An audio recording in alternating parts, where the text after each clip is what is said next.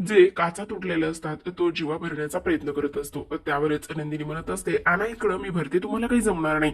पण जीवा म्हणत असतो, का नाही जमणार, मला मला जमू शकतो, मला कसं नाही जमणार आहे, आणा इकडे. आणि नंदिनी करून नाही दाखवत तर ती इथे जीवा सुद्धा अगदीच सगळं करून सुद्धा दाखवू शकतो, असं म्हणूनच नंदिनीचा टोमणा तिला मारत असतो. आता भरलेल्या काचा घेऊन तो किचन मधल्या डस्टबिन मध्ये टाकायला जातो. जेव्हा किचन मधल्या डस्टबिन मध्ये तो काचा टाकत असतो तेव्हा समोर पाहतो तर त्याला इथे एक फोटोचे तुकडे दिसतात. आणि फोटोचे तुकडे असे डस्टबिन मध्ये कुठे टाकलेले असतात आणि ते सुद्धा किचन मध्ये, असा विचार त्याच्या मनामध्ये येतो.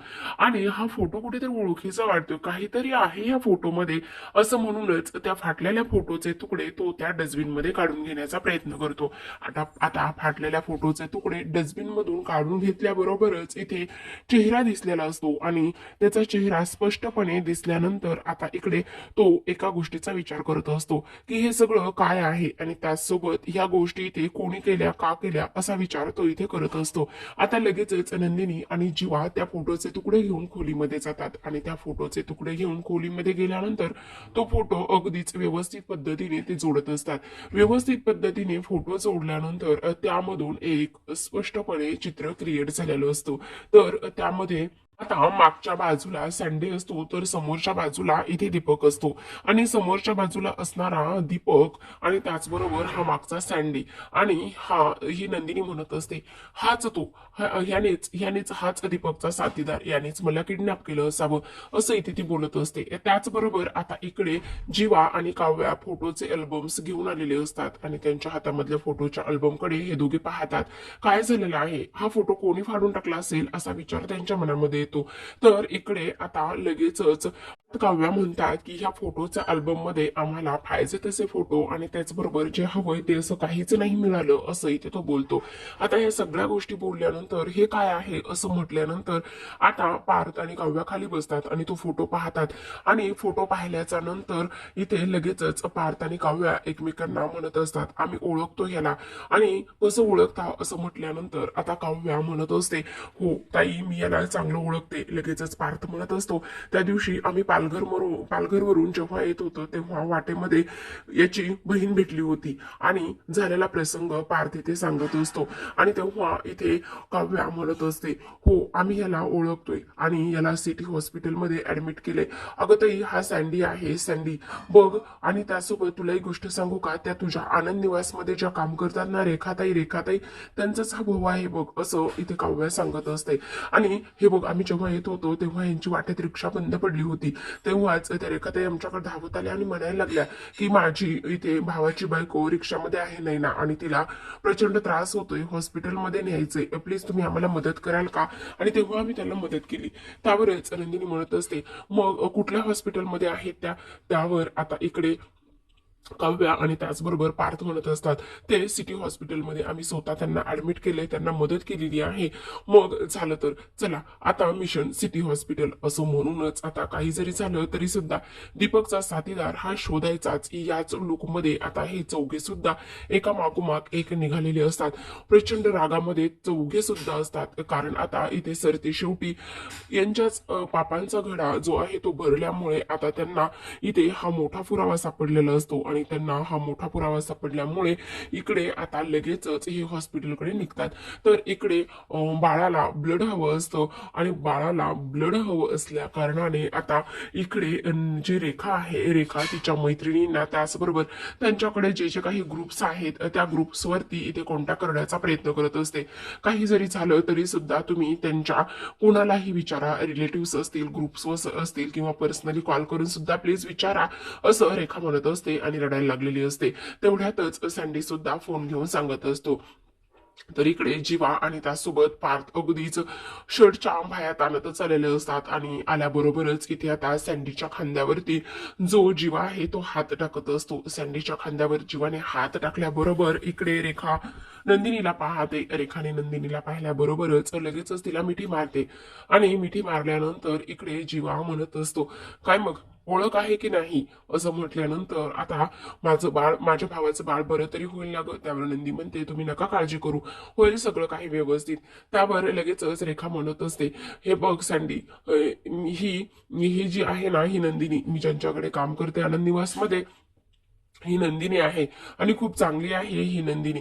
त्यावरच जीवा म्हणत असतो, इथे सँडीला नंदिनीची ओळख करून द्यायची गरज नाहीये आणि त्याचबरोबर ती आनंद निवास मधली ओळख नसून त्याची पूर्वीच ओळख झालेली आहे. आणि इथे सँडी नंदिनीला चांगलंच ओळखतो. काय सँडी ओळखतोस की नाही? त्यावर आता इकडे रेखा म्हणत असते, काय झालेलं आहे, तुम्ही असे का बोलतायत? आणि त्याचबरोबर इथे माझा भाऊ म्हणजे सँडी, तो इथे नंदिनीला कसा आणि काय ओळखतो? त्यावरच आता इथे जीवा म्हणत असतो, काय मग सँडी तू सांगणार आहेस का मी सांगू?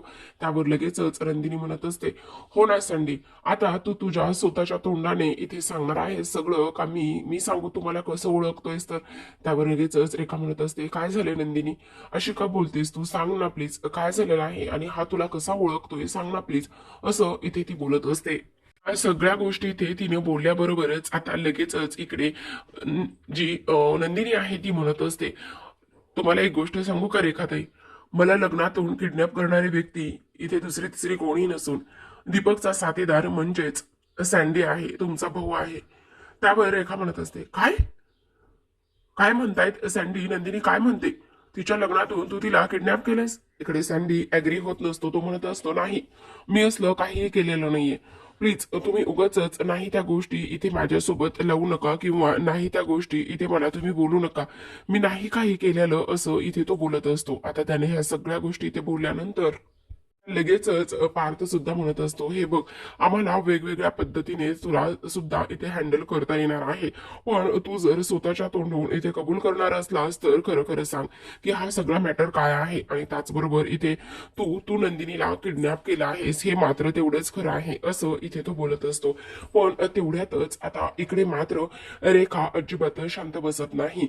रेखा सनकन इथे सँडीच्या कानाखाली वाजवते आणि रेखाने सँडीच्या कानाखाली वाजवल्यानंतर ती म्हणत असते, अरे ज्या नंदिनीमुळे आज तुझं बाळ इथे सुखरूप आहे, तुझी बायको सुखरूप आहे, त्या नंदिनीला तू एवढं सगळं तिच्यासोबत केलेलं आहेस, खरं खरं सांग मला आज तुला भाऊ म्हणायची सुद्धा लाज वाटते सँडी. तू का वागलास असा, का केलंस असं? ह्या सगळ्या गोष्टी इथे ती बोलत असते. त्याचबरोबर नंदिनी आता रेखाला समजावण्याचं काम करत असते. ती म्हणत असते, रेखाताई प्लीज जरा शांत व्हा. पण इकडे मात्र रेखा शांत बसत नाही. ती म्हणत असते, अरे असं का केलंस तू? एवढ्या खालच्या थराला का गेलास आणि त्यासोबत एवढं चुकीचं का वागलायस तू? अरे तुला कळलं नाही का की तू काय करतोयस ते? आणि मुळातच किडनॅप केलंयस. आज तिचं आयुष्य ह्या पद्धतीने जाऊन पोहोचलंय. त्यावर आता इकडे तो हात जोडतो आणि म्हणत असतो, मला माफ करताही मी तुझी माफी मागतो. मला आता प्लीज काहीही बोलू नकोस आणि त्याचबरोबर काही विचारू सुद्धा नकोस. इकडे मात्र ह्या सगळ्या गोष्टी बोलल्यानंतर आता इकडे जीवा डोळे वटारूनच पाहत असतो. इकडे ह्या सगळ्यांना फक्त आणि फक्त एकच गोष्ट हवी असते आणि ती म्हणजेच की जो सँडी आहे, सँडीने इथे ह्या सगळ्यांना मदत करणे. आता इकडे काव्या म्हणत असते, अरे तुला कळतंय का तू काय केलेलं आहेस? कशा पद्धतीने तू इथे माझ्या ताईशी वागलेला आहेस? आज तुझ्या ह्या वागण्यामुळे इथे आम्हा सगळ्यांचे आयुष्य बर्बाद झालीयेत. त्याचबरोबर आता पार्थ मात्र त्याची कॉलर पकडतो आणि पार्थने त्याची कॉलर पकडल्यावर तो म्हणतो, हे बघ तू आता हे सगळं कबूल कर आणि सगळं कबूल कर आणि त्याचबरोबर आमच्या सोबत इथे घरी चल आणि आमच्या सोबत घरी येऊन आमच्या बाजूने साक्ष दे. इथे काव्या म्हणत असते, हो तुला आमच्या सोबत यावंच लागणार आहे, कारण सगळ्यात महत्वाची गोष्ट म्हणजेच की आज तू नंदिनी ताईला त्या लग्नातून किडनॅप केलेस आणि कोणाच्या मदतीने? दीपकच्या मदतीने. आणि दीपकला कोणी सांगितलं तर वसवात्याने. पण आज माझी नंदिनी ताई इथे खोटी पडलेली आहे. त्याचबरोबर तू का केलंस असं? इकडे मात्र पार्थ म्हणत असतो, हे बघ तुला जर प्रेमाने ऐकायचं नसेल तर आम्हाला इथे दुसरी भाषा सुद्धा कळते आणि तू असं समजू नकोस की आम्ही तुला सोडून देऊ, माफ करू वगैरे. हे बघ गप गुमानं सगळं कबूल कर आणि त्याचसोबत आमच्यासोबत चल. इकडे मात्र सँडी आतापर्यंत तरी त्यांना म्हणत नसतो की मी येतो वगैरे, काहीच नाही. तर इकडे आता जीवाचा राग हा अनावर होतो. जीवाला प्रचंड राग आलेला असतो. लगेचच त्याचा हात तो जोरात पकडतो आणि म्हणत असतो, तुला आतापर्यंत गपचूप आणि शांततेत आम्ही सांगत आहोत पण तुला ऐकायचंच नाही का? आणि त्याचबरोबर तुला काय वेड वाटलो का आम्ही? आणि तुला इथे असं बोलल्याबरोबर आता लगेचच पार्थ धावून येतो आणि पार्थ धावून आल्याबरोबर इथे लगेचच त्याला मारायला सुरुवात करत असतो. त्याला एवढं मारतात दोघे पण की आता इकडे नंदिनी म्हणत असते, प्लीज प्लीज तुम्ही असा आता ताईपणा करू नका आणि प्लीज तुम्ही त्याला मारू नका. मग कसं समजवायचं आहे, काय करायचं आहे. आणि त्याचबरोबर मग आता तुमची भाषा ह्याला कळते का ते बघा. जर हा असं ऐकत नसेल तर याला मारावंच लागेल ना. पण आता नंदिनी त्याच्या समोर उभी राहते आणि ती म्हणत असते, हे बघ सँडी, तुला माहित नाही तू काय केलेलं आहेस आणि काय नाही म्हणून. हे बघ, झालेल्या गोष्टी तर आता बदलता येणार नाहीत, पण प्लीज आता मी काय सांगते ते तू एकदा नीट ऐकून तरी घे. अरे, तू काय केलंस, किती मोठी चूक केलेली आहेस. ही नंदिनी, ह्या नंदिनीचं आयुष्य खराब केलंयस तू. इथे कसलीही चूक नसताना तू मला माझ्या लग्नातून किडनॅप केलेस. ह्या नंदिनीच्या चारित्र्यावर संशय घेण्यात आला, त्याचसोबत तिचा स्वाभिमान दुखावलाय आणि आज तर तिच्या खरेपणावर संशय घेण्यात आलाय. प्लीज, एक बहीण म्हणून मी तुला रिक्वेस्ट करते, पण प्लीज तू मला मदत कर आणि कबूल कर की तू हे सगळं काही केलंयस आणि माझ्या बाजूने येऊन साक्ष दे घरच्यांसमोर. पण इकडे सँडी म्हणत असतो, नाही, मी असं काहीच नाही करू शकत. तर इथे त्याला ते बोलणं आठवत असतं, ज्या पद्धतीने इथे दीपकने त्याला धमकी दिलेली असते की काही जरी झालं तरी सुद्धा इथे तू जर हे शहर सोडून गेला नाहीस तर तुझं बाळ जे आहे ते तुला बाबा सुद्धा म्हणणार नाही. ह्या सगळ्या गोष्टी इथे तो बोलत असतो. त्यामुळे आता तो तिच्या समोर हात जोडतो आणि म्हणत असतो, नाही नाही, मला माफ करा, मी काही नाही करू शकत. तेवढ्यातच आता डॉक्टर बाहेर आलेले असतात आणि डॉक्टर बाहेर आल्यानंतर ते म्हणत असतात, इथे बाळाची तब्येत खूपच जास्त नाजूक आहे आणि त्याचबरोबर इथे खूप क्रिटिकल कंडिशन झालेली आहे बाळाची. आणि सगळ्यात महत्वाची गोष्ट म्हणजेच की आता तुम्ही इथे बाळासाठी प्रार्थना करा, म्हणजे बाळासाठी जे ब्लड हवं आहे ते ब्लड तर आतापर्यंत इथे मिळालेलं नाही, असं इथे ती बोलत असते. आता ह्या सगळ्या गोष्टी इथे ती बोलल्यानंतर मात्र इकडे दुसऱ्या बाजूला लगेचच सँडी हात जोडत असतो आणि म्हणत असतो, ओ प्लीज तुम्ही असं नका ना हतबल होऊ आणि काही नका ना करू. प्लीज तुम्ही माझ्या बाळाला वाचवा. काही जरी झालं तरी सुद्धा माझं बाळ वाचलं पाहिजे. त्यावर लगेचच आता नंदिनी म्हणत असते, वाचेल, ह्यांचं बाळ नक्कीच वाचेल. तुम्हाला एबी निगेटिव्ह ब्लड ग्रुप हवा आहे ना, तर माझा सुद्धा एबी निगेटिव्ह ब्लड ग्रुप आहे. मी बाळाला रक्त देण्यासाठी तयार आहे. अरे वा, ही तर खूपच चांगली गोष्ट झालेली आहे. चला तुम्ही माझ्या बरोबर. तेवढ्यातच आता जीवा समोर येतो आणि जीवा समोर आल्याबरोबरच तो म्हणत असतो, काय करतेस नंदिनी? अगं, इथे ह्या माणसाने तुला किडनॅप केलंय आणि तो तुझ्या बाजूने बोलायला किंवा तुझी मदत करण्यासाठी इथे तू त्याच्यासमोर हात जोडतेस, तर तो साधी इथे साक्ष द्यायला किंवा केलेल्या गुन्ह्यांची कबुली द्यायला सुद्धा तयार नाही आणि त्यावर तू ह्या माणसाची मदत करतेस. त्यावरच आता नंदिनी म्हणत असते, माणूस कोण आहे ह्यावर मदत करायची की नाही हे ठरत नाही. त्याचसोबत इथे सगळ्यात महत्वाची गोष्ट म्हणजेच की ही नंदिनी मदतीचे हात प्रत्येकाला पुढे करते. मग ती कोण आहे, कशा पद्धतीची आहे हा विचार ती करत नाही. त्या निष्पाप जीवाचा, त्या निष्पाप बाळाचा या सगळ्यामध्ये काय दोष आहे. जीवा, त्या बाळाला वाचलं पाहिजे असा नंदिनी ते विचार करत असते. आणि त्याचबरोबर आता नंदिनी म्हणते, तिचे हात हे बघत नाहीत की ते कोणाला मदत करतात. नेहमीच नडलेल्या बाईला आणि अडलेल्या माणसाला नेहमी मदत करावं असं नंदिनीचं मत आहे आणि तुमच्या बाळाला काही होणार नाही हा माझा शब्द आहे असं म्हणूनच आता नंदिनी डॉक्टरांकडे गेलेली असते. डॉक्टरांसोबतच ती ब्लड द्यायला गेलेली असते. त्यावर लगेचच आता रेखा म्हणत असते, बघितलंस का तू किती खालच्या थराला गेलेला आहेस. अरे, आज तिच्यामुळे तुझी बायको सेफ आहे. आज तिच्यामुळेच तुझं बाळ इथे जिवंत राहतंय किंवा आज ते वाचण्याच्या प्रयत्नामध्ये आहे. इथे नंदिनीने किती काही गोष्टी केलेल्या आहेत आणि तरी सुद्धा तू त्यांची मदत करायला तयार नाहीयेस का? का असं करतोयस तू? का असं करतोयस? बोल ना.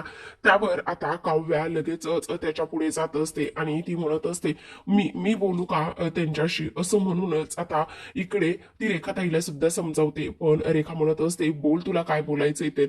आता इकडे काव्या जी आहे, काव्या सँडी समोर जाऊन उभी राहते आणि सँडी समोर जाऊन उभी राहिल्यानंतर ती आता म्हणत असते, हे बघ सँडी, तू आता ज्या काही गोष्टी केल्या त्या तर बदलता येणार नाहीत. माझ्या ताईचं लग्न एका मुलाशी ठरलं होतं, पण झालं दुसऱ्या मुलाशी. तू आणि तुझ्या त्या साथीदार दीपकने लग्नातून इथे नंदिनी ताईला किडनॅप केल्यामुळे हे सगळ्या गोष्टी घडल्यात. तुला माहिती का रे सँडी, आमची ताई आमचा जीव की प्राण आहे. आमची ताई फक्त फक्त ती चांगली नाहीये, तिचा चांगुलपणा ती सगळ्यांना देते. तुला माहितीये, लग्न झाल्यापासून तिने हे मनाविरुद्ध झालेलं लग्न, त्याचबरोबर ऐनवेळी अनोळखी व्यक्तीबरोबर झालेलं लग्न सुद्धा तिने मनापासून स्वीकारलं. त्याचबरोबर इथे त्या घरामध्ये सुद्धा माझं लग्न झालं, पण मी आतापर्यंत माझ्या सासू सासऱ्यांना आई बाबा नाही म्हणत आहे, काका काकू म्हणते, पण माझी नंदिनी ताई ती त्यांना आई बाबा म्हणते. तुला समजलं? अरे, ती आमच्यासाठी जीव ओवाळून टाकते आणि आज आज तिच्या खरेपणावर इथे बोट उचललं गेले. आज तिच्या चारित्र्यावर संशय घेतला गेलाय. आज तिला इथे खोटं पाडलं जातंय आणि तिचा खरेपणा सिद्ध करायचा आहे आम्हाला.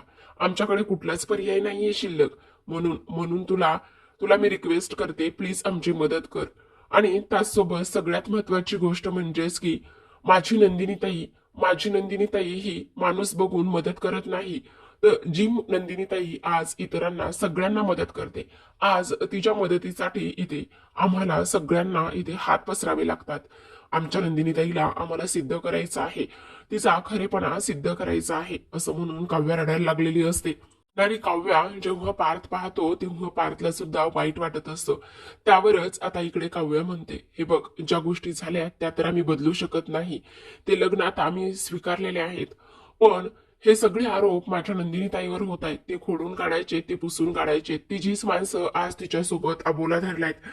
इथे ज्या सासऱ्यांना ती बाबा म्हणते त्याच बाबांनी आज नंदिनीला स्पष्टपणे बोलण्यासाठी आणि त्याचबरोबर तिच्या आईशी म्हणजे सासूबाईशी बोलण्याशी नकार दिलाय. त्यामुळे सँडी प्लीज, तू एक आम्ही अनोळखी व्यक्ती म्हणून नको मदत करूस. एक बहीण समज मला तू. आणि तुझी ही बहीण आज तुझ्या समोर पदर पसरते, समोर हात जोडते आणि असं म्हणते की प्लीज मला तू मदत कर.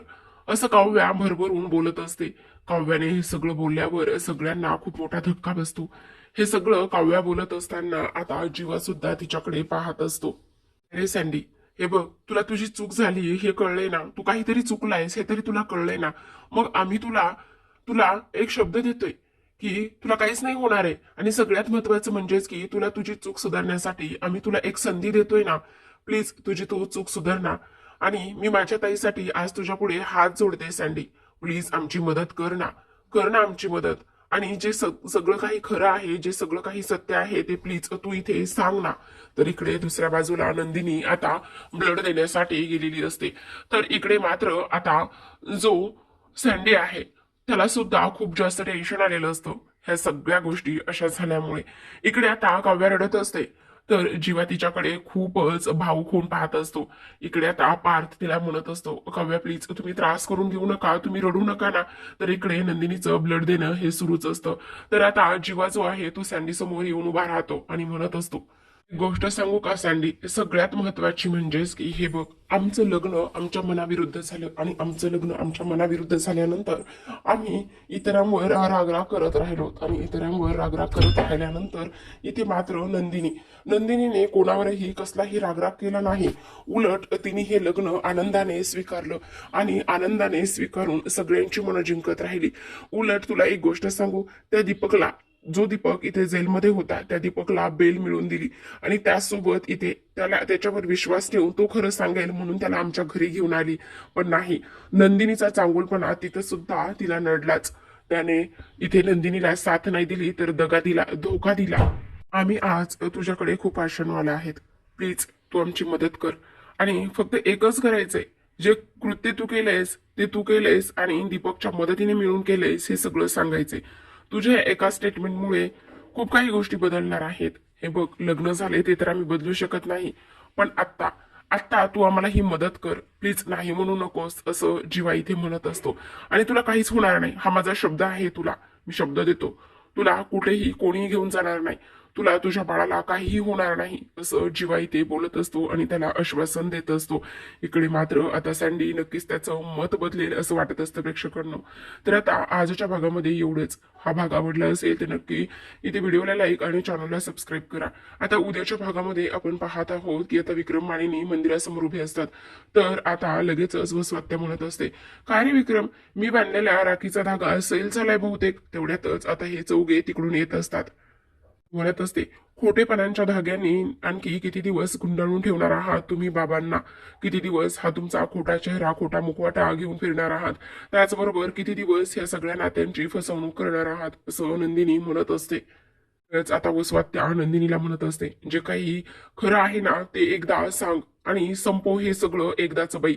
ह्या रोजच्या कटकटीमुळे आणि हे सगळं सतत होणाऱ्या माझ्यावर आरोपामुळे मला आता कंटाळा आलाय, वैताग आलाय.